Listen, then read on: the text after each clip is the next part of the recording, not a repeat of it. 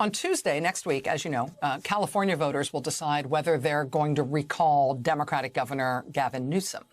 If California voters choose to recall Gavin Newsom, the leading Republican candidate to replace him as governor would be a right-wing talk show host who has literally hosted Mike Lindell, the My Pillow guy, and entertained all the Trump fantasies about how the 2020 election must have been stolen. That candidate, and also former President Trump in a recent interview on Newsmax, and also now one of the hosts on the Fox News channel's Fox Nation, they've all said in recent days that if Governor Gavin Newsom wins on Tuesday, if he is not recalled by California voters next week, they won't accept that result as real. They're already saying in advance, if Gavin Newsom wins in the recall election, it will definitely be because of some kind of voter fraud. It's not plausible. It's not possible for there to be an election result in which the Democrat wins and heads off a recall effort. Any such purported election result is by definition fraud and must be rejected. That election isn't until next week.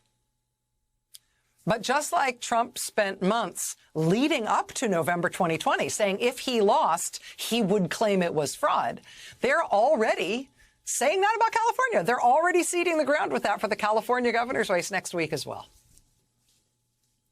It's everywhere now. It's what Republicans are doing everywhere. In Nevada, the frontrunner for the Republican nomination for the U.S. Senate seat that's up there next year, his name is Adam Laxalt.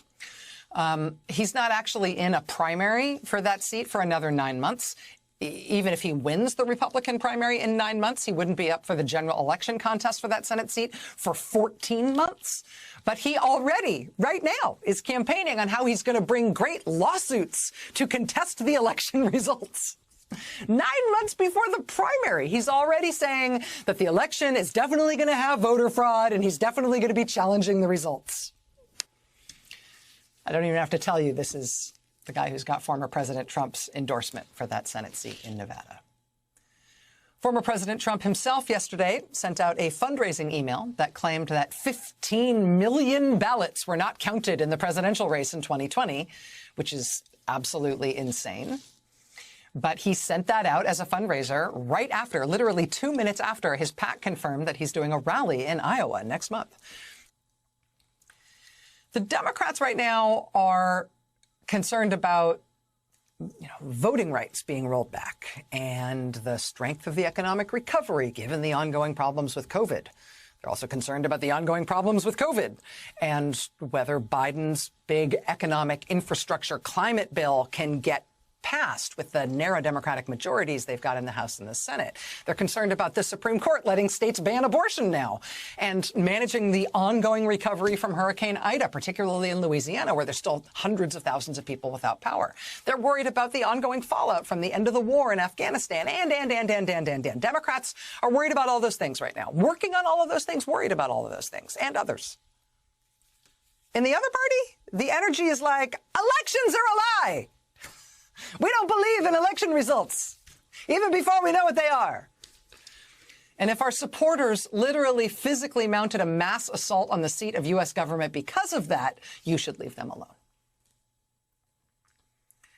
If the two parties were both governing parties, right? These equally responsible mirror images of each other, one slightly to the left and one slightly to the right with different policy preferences, you'd think that Republicans would be animated right now by the bills that Democrats are trying to pass, particularly since one of them is like a $3 trillion bill. You'd think that that would be what they're talking about, what they're working on. They're not.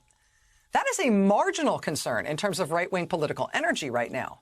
What they're still actually trying to do is campaign not to win the next elections by competing with Democrats. Where all their energy is now is on invalidating elections from here on out. Unless they win those elections, and maybe even still then.